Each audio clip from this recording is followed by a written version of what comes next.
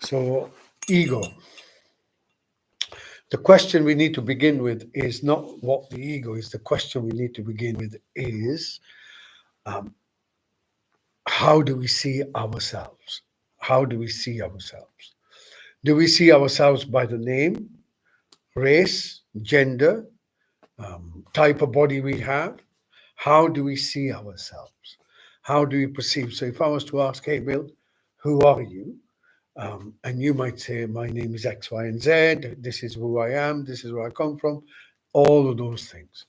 Is that who you are? That's the question. Is that who you are? Or is that just labels that you've got? So what we tend to do is these labels create our identity.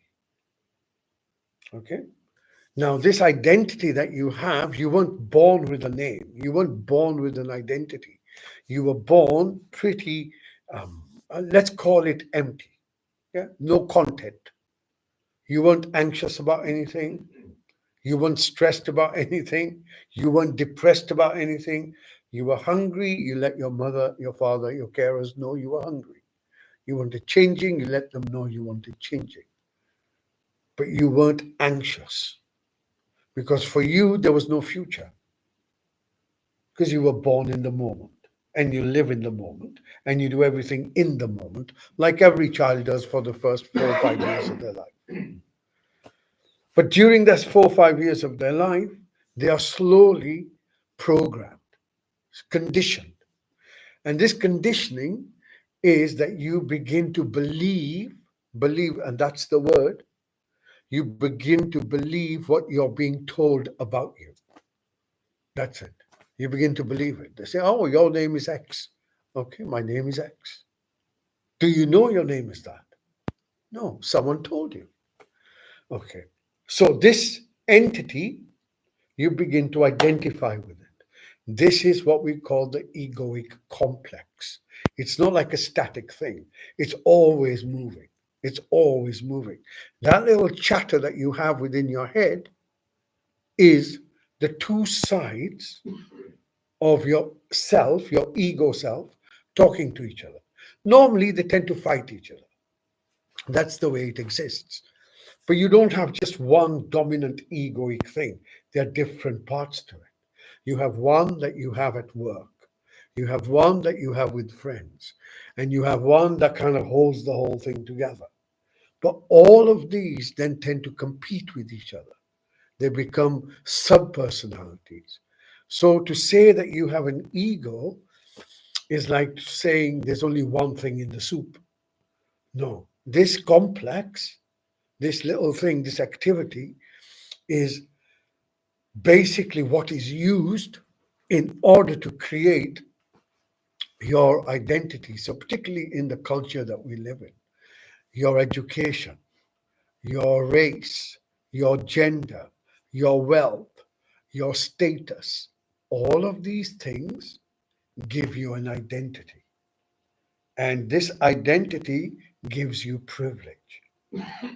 And privilege is something that that gets rid of judgment. Because if you're privileged, you're right. Okay?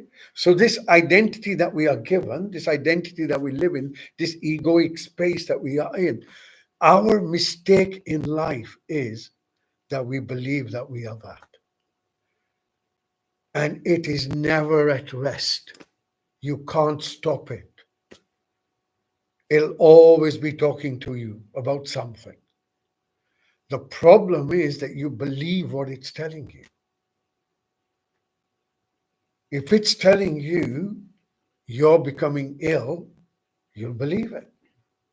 Because it's telling you. You are telling yourself. That's what your illusion is. No. The ego likes to be in charge. It's always deficient and it is always seeking security. So by keep referring to you, by telling you things that are self-critical, you give it attention. Yeah. So it's a way of feeding it. So the first thing to recognize is Just like a dream happens and it comes and it goes, your little mental space that you're in will come and it will go, provided you stop interfering with it. Provided you stop interfering with it. So, what do I mean by that? So, I have a thought that is unkind towards someone, or I have a thought that I am deficient in some way. The first thing is I grab hold of that thought. I believe it. Oh my God, there's something wrong with me. Then off I go with my conversation. What is wrong with me? And by doing that, I'm holding on to that thought. So they come and they go. Meditation is to learn to dissociate yourself voluntarily from this content of your mind, which you have illusion, which you have by mistake identified yourself with. Now, the other question is, if I'm not this little content in my mind, then who the hell am I? And if I separate from this, what will happen to me? So this fear is a legitimate fear, because something that you have held so dear has now become a little bit infected. You don't know what you will have if we let go. The difference between an enlightened person and a child is only one. And a child does not know it hasn't got an ego. An enlightened person knows they have an ego, but they will become childlike. They will become childlike. Why? Because you can't change what you are. This content, this mental space, you can change. Trying to fix it is trying to still waters in a storm. It ain't going to work. You got to step back. Got to step back and trust. And trust by stepping back, all will be okay. Got to ground yourself. Bring your body. So we need to bring three things into alignment. The first is the body, physical. So when you'll find when you're too much in the head, you won't even know. There's a story, a Buddhist story, that within the Buddhist world, a particular monk, enlightened, whatever, went to visit someone. And this individual that he went to visit gave him some alms, have some food or whatever. And he said, I can't take it from someone who could be a murderer. He says, well, what makes you think I'm a murderer? He says, the fact that you don't even know you're moving your foot. What makes you think you know what you're doing? You understand? When we become too head conscious, the body begins to move and we become unaware of it. So to bring yourself back into the body is the first step. Bring yourself back into the body. So there are different ways to do that. One way is fatigue your body, stress your body. A very interesting and useful Qigong exercise is tapping. 49 times, tap, tap, tap, tap, legs, everything, and then sit, because your body's buzzing. Your focus will come back. So we have to train this awareness to step out of its ego space, right? So that's the body. The second bit is once you've done the body bit, then you can look at the senses. You can look at the eyes, and we'll do this today in our meditation. We'll go to all the senses. That's the second stage. And the third stage is you begin to fix your focus on something that keeps you grounded and anchored. And that is your breath. Why your breath? Because your breath is always with you. Why your breath? Your breath is the bit that is the balancer between the mind and the body. When you can't still the mind and you can't still the body, you go to your breath. Breath is the master. Breath is the teacher. Breath is when you begin, breath is when you end. So, by coming to the breath over and over again, one day you will realize that you are with the breath. It isn't an intentional thing, it's a becoming thing. Have to practice becoming out of the drama, because that's all it is. The mind likes to have a drama, and there's always a drama about something. Most of it, 99.9%, will never happen. But because we become so fixated with it, even if it doesn't happen, we will believe it's happened. Your thoughts become your reality. So don't change your thoughts. Step away from the drama because it's too well conditioned. Once you know the clothes are soiled, you get rid of them. The same is true when we realize this egoic complex isn't serving me.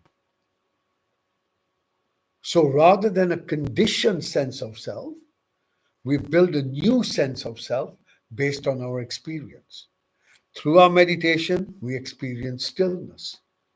Then I know I'm stillness. Not that I'm anxious. Through my practice, I become grounded. I realize I am part and parcel of this moment. Tomorrow is yet to be. Yesterday is not longer. That's it. Now is all that matters. I become grounded through practice, not through intellectual stuff. And immunity. Immunity from this stuff. Immunity from all the stimulus that you have to react with. Anyone heard of Pavlov's dogs? So there's this Russian scientist, right? And so every time he'd feed his dogs, he'd ring a bell and the dogs would salivate. And one day he rang a bell and the dog salivated. He conditioned the dog to salivate when he rang the bell. The same is true for us and our all this WhatsApp and everything else. The moment it happens, you feel compelled to react to it. I've had people tell me, well, I texted you. Why didn't you text me back? Like, hello? Like there's an expectation. An expectation. We have to break ourselves. See the pattern. See the illness. Is it serving you? Well, if it ain't serving you, then let go of it. Let go of it. Try and see the illness for what it is. And all illness, my friends, is to do with the ego. The ego itself is deformed. It's dysfunctional. And the more we feed it, the more dysfunctional it gets. The more it believes it's right, the more insane it gets. Have a look at what's happening around the world. No education about this. Why? And you said, speak about psychedelics. Well, I'll tell you why they're banned. Because they show you your ego. They show you that which you are not. And once you see that which you're not, it's very hard to integrate to that which you know to be lies. No one's ever died of cannabis. Been used for 10,000 years. Why compel to stop it? Millions die every day of alcohol. Why encourage it? One brings frequency down, makes the ego more prominent. Most fights, you'll find are alcohol fueled. Ever seen a bunch of hippies fighting? Oh, mate.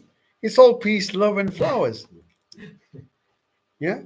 It speaks for itself. Speaks for itself.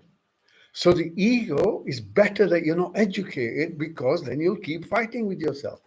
And you'll keep making these pharmaceuticals and everyone else very, until I was listening to someone today, they said it was the 1990s. they decided that they would start measuring autism a bit more and ADHD and all that kind of stuff. And the more they've done it, and the bigger it's become. No, it's counterintuitive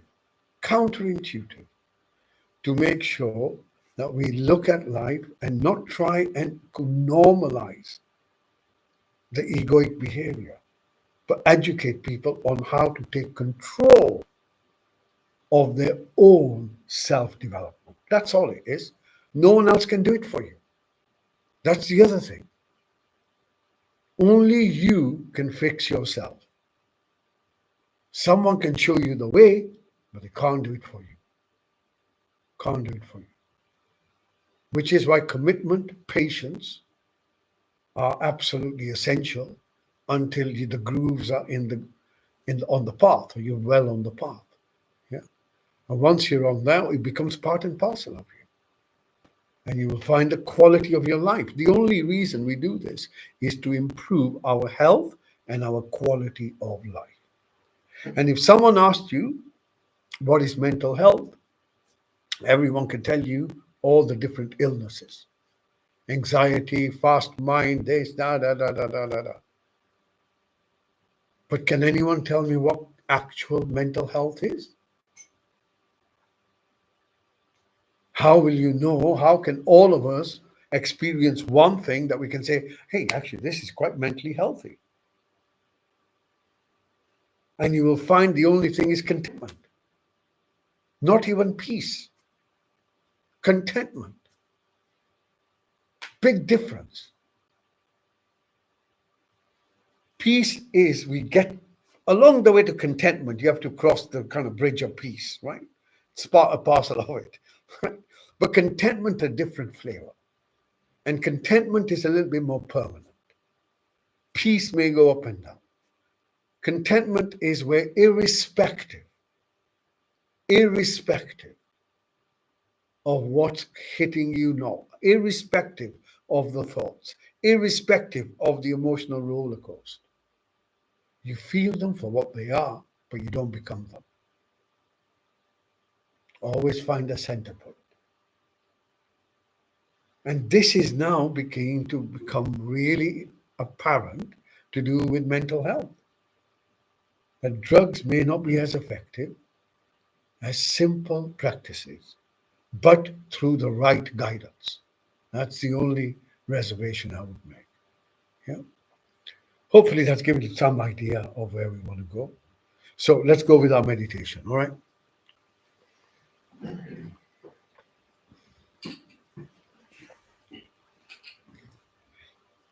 Okay, so we will begin with, we're going to go through a process.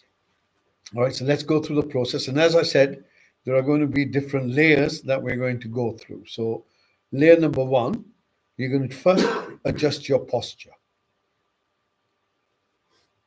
Okay. You're going to adjust your posture. You're going to pull your back up a little bit. You're going to pull your shoulders back. And you're going to make a decision for yourself. And the decision for yourself is for the next few minutes, I'm going to do the best I can to notice what's going on with me. Okay? From a safe space. What's going on with me? Notice that the back is straight. Shoulders are back. Chin is pulled in.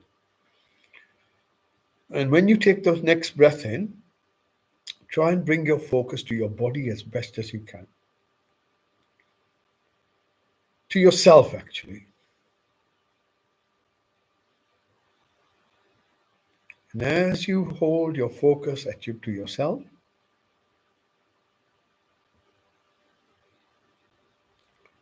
begin to notice your posture.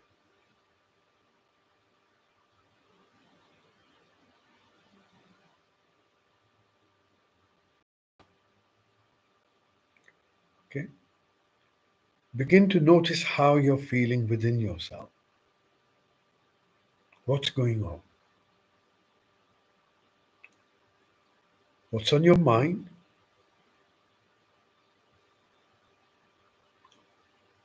What you may be thinking right now, give yourself permission to think.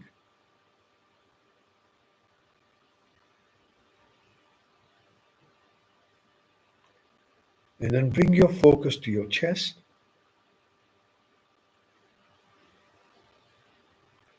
Moving it a little bit deeper into yourself. And just take a moment to notice how you're actually feeling right now, right this moment.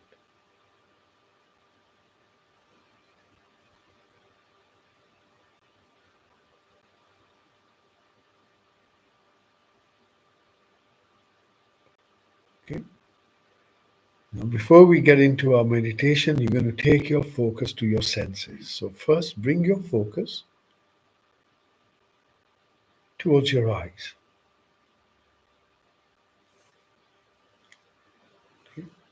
And as you hold your focus at your eyes, begin to notice what you have awareness of. So, this could be darkness, could be colors, could be thoughts. Imagine you're watching a screen.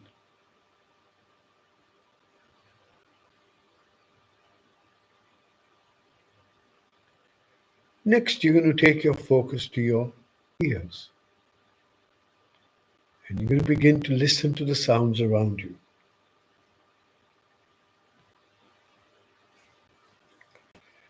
Not judging anything, not looking for anything, but just listening.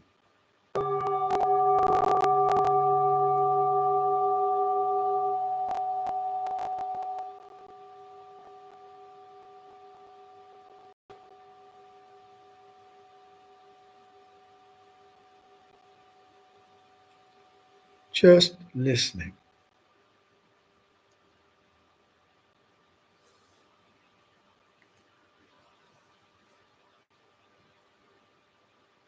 Perhaps you can focus on the silence. So we don't just listen to sound, we also listen to the absence of sound.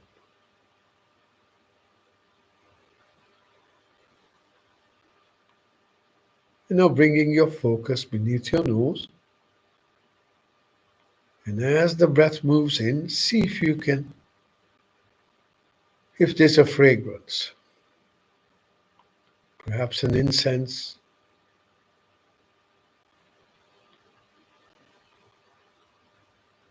focusing on the fragrance as you breathe in. And if there is no fragrance, that too is a fragrance.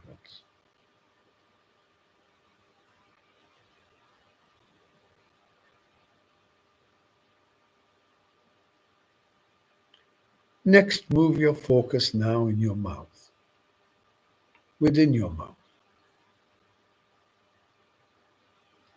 Notice if there's a taste on the mouth, perhaps on your tongue.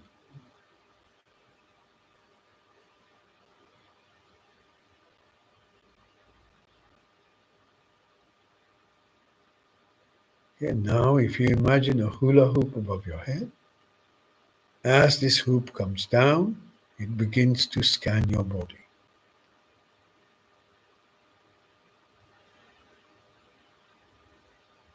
All the way down. And you're scanning your body for sensations deliberately, looking for sensations, looking for any pain, any ache, tightness, anything that focuses, that draws your focus.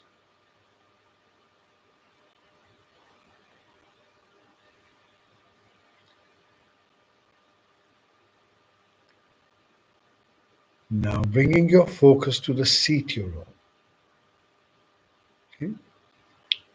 Begin to notice how the seat holds you in place.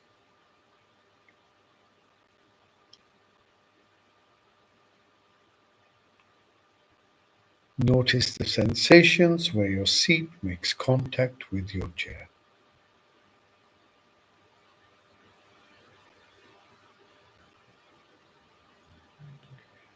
And then very gently move your focus up so you become aware of your hips.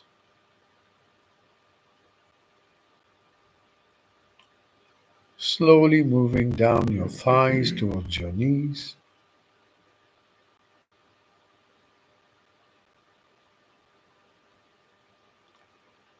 From your knees, you move down towards your ankles.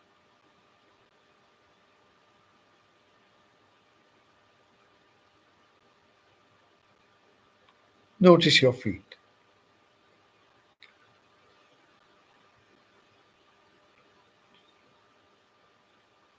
And then gently the soles of your feet. And you want to hold your focus there for a short while.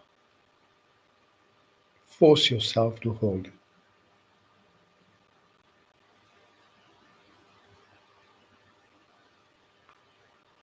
Notice that you have the power to move your focus wherever you want to. So next, bring your focus back to the seat you're on.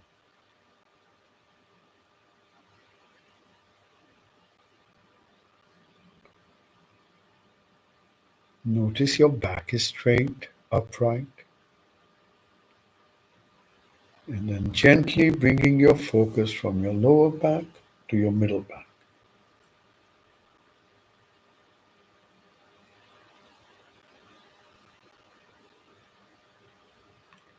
From your middle back, moving up towards your shoulder blades.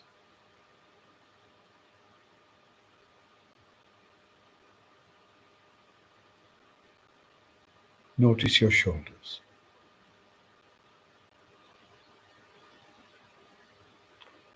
See if you can soften them.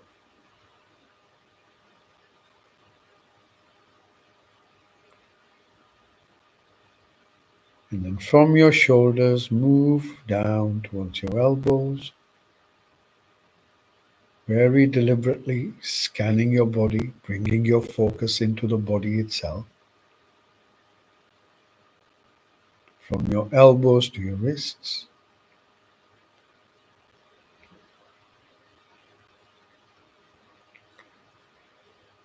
Notice the palms of your hands.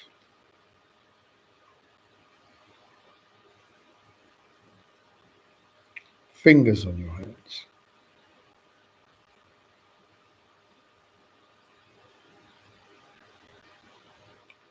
And on your next breath in, bring your focus towards your eyes.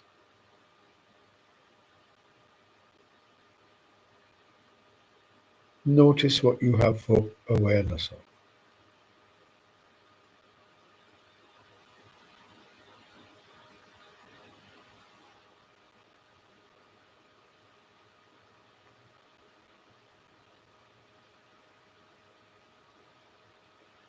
If it is darkness, focus. Notice the darkness. Notice the back of your eyelids. Colors, thoughts. What do you have awareness of?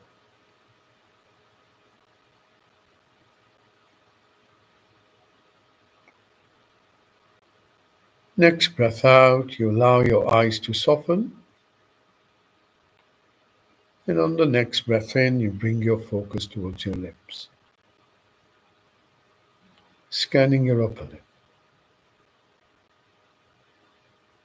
Scanning your lower lip.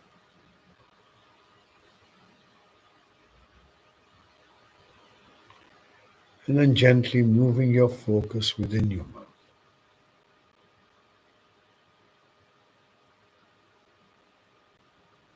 The roof of your mouth.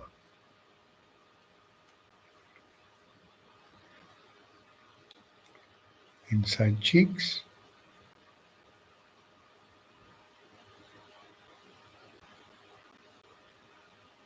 Notice your tongue. Allow it to soften. Notice your jaw. Allow it to soften. And on your next breath out, you allow your face to soften. Next breath in, once again, become aware of your body as best as you can.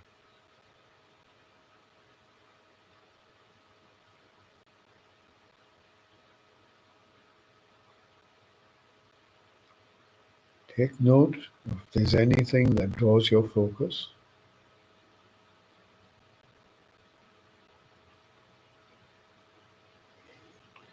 And then gently bring your focus beneath your nose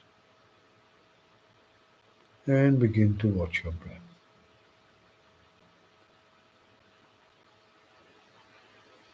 Your commitment to yourself is to hold your focus, watching your breath as best as you can.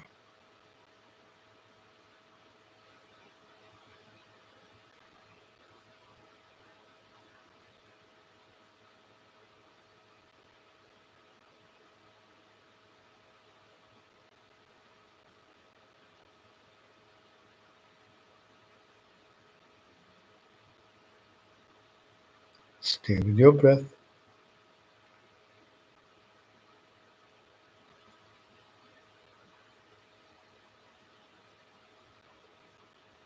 Let your breath breathe by itself.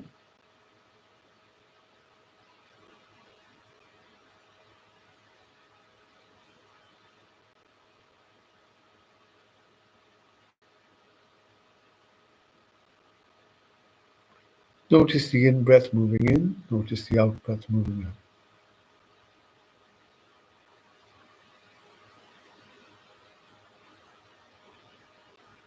Stay with your breath.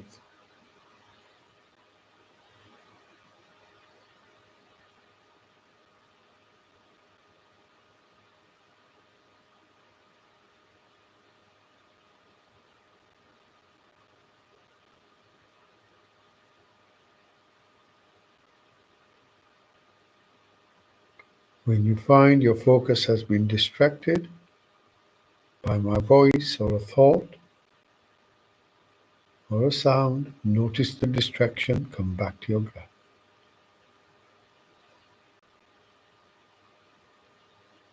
Allowing your breath to breathe by itself.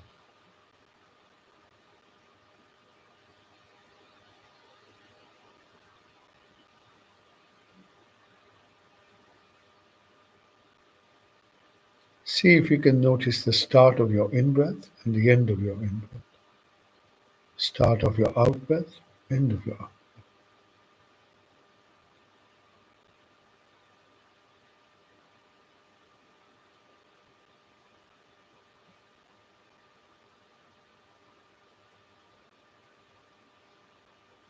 Stay with your breath.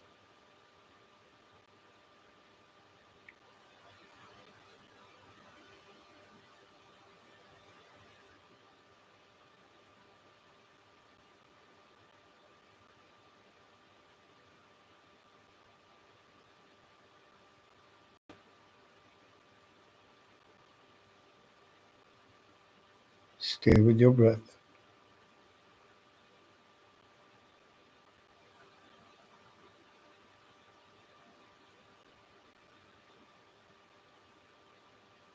See if your breath feels fast or it feels slow.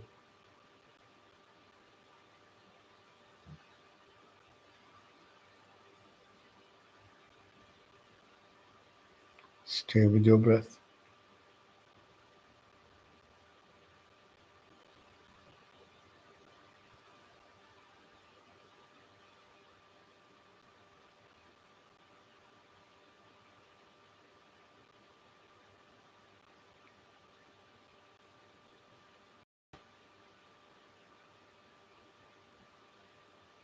And on your next breath in, bring your focus within yourself.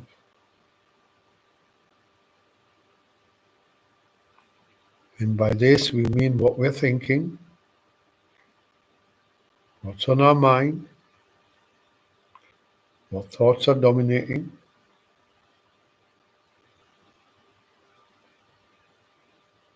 How does our mental space feel right now?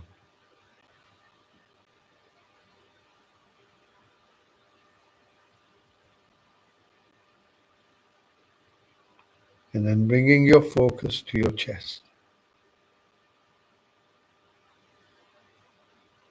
And you're going to hold your focus at your chest. Notice how the breath moves in and the chest moves out.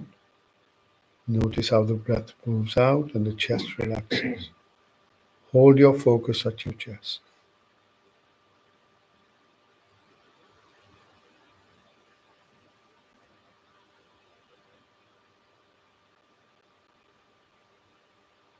Don't need to do anything more than just hold your focus at your chest. Just keep watching the chest as it moves out and as it moves in.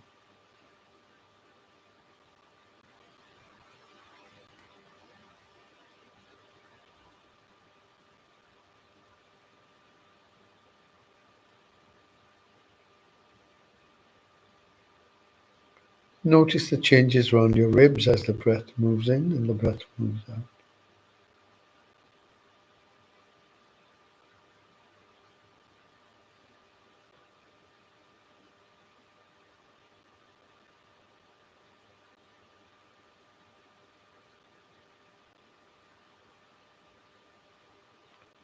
And now on your next breath in, see if you can move your focus a bit deeper into yourself, right where your heart is. And see if you can hold it there.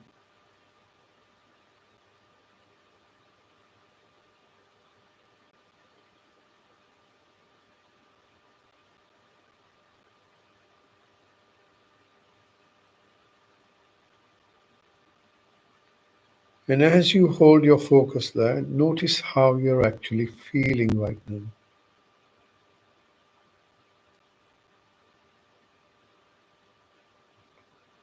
Do you feel peaceful at the moment? Settled? Just at the moment? Anxious? Unsettled? Notice how you're feeling. And whatever it is, it is.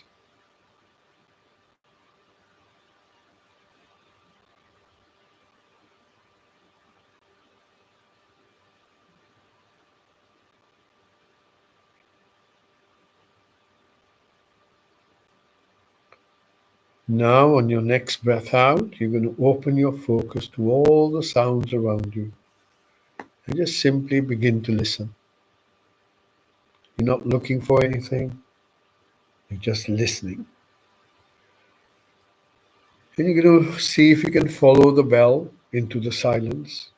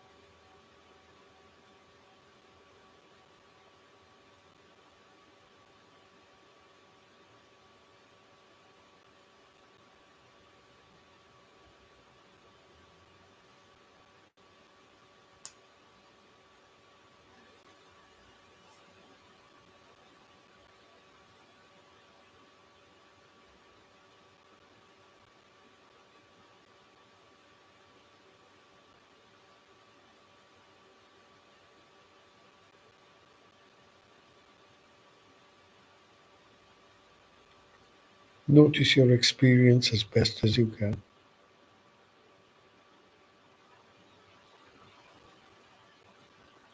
If you feel peaceful, focus on the peace.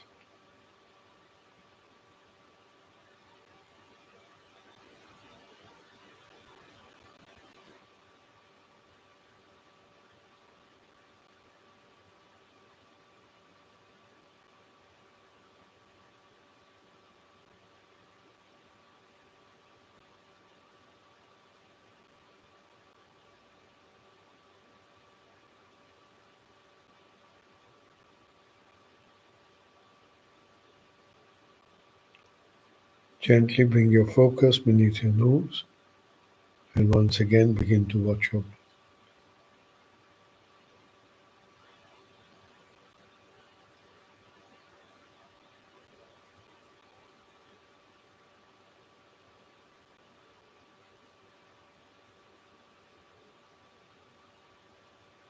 Listening to your breath.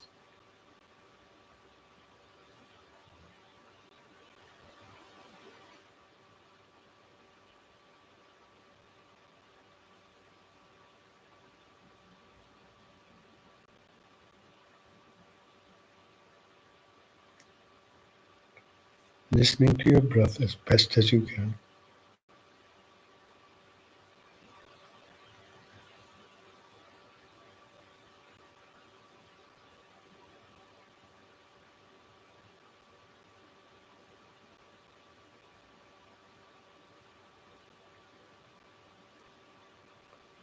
On your next breath out, once again expand your focus to include your whole body again. Noticing how the body feels, if there's any discomfort.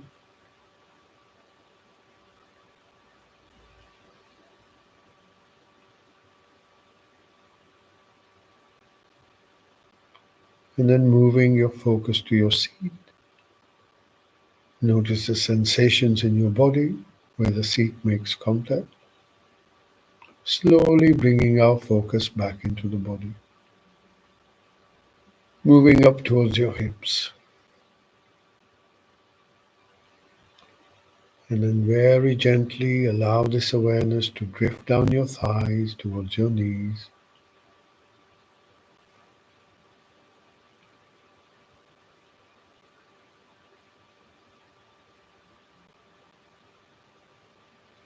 From your knees, moving down towards your ankles.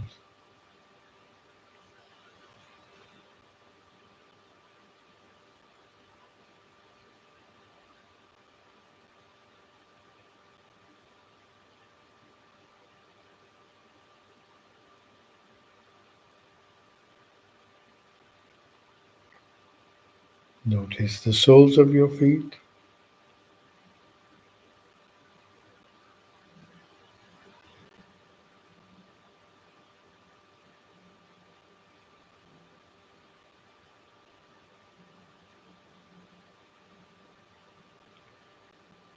Moving your focus back to your seat. Notice the back is straight, upright, shoulders, arms, hands comfortable.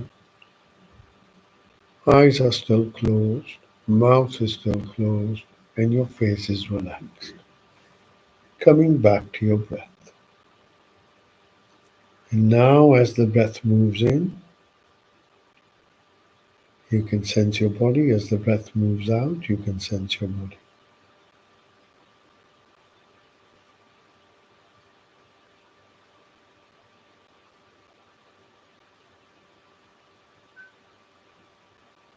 Breathing in, you feel at peace. Breathing out, you feel at peace.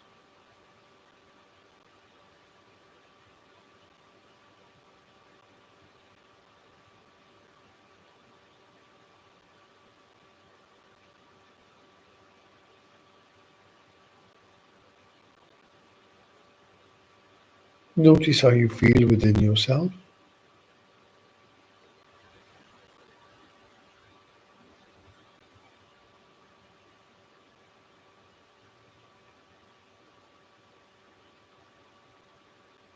Breathing in, you can sense your body. Breathing out, you can sense your body.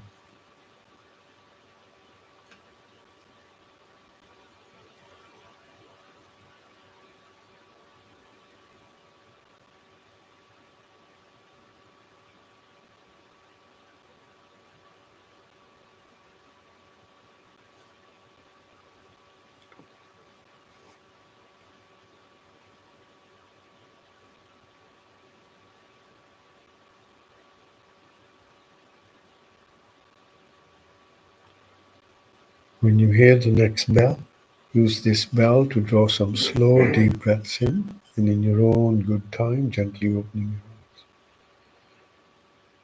Take a moment to notice how you're feeling, how the body feels.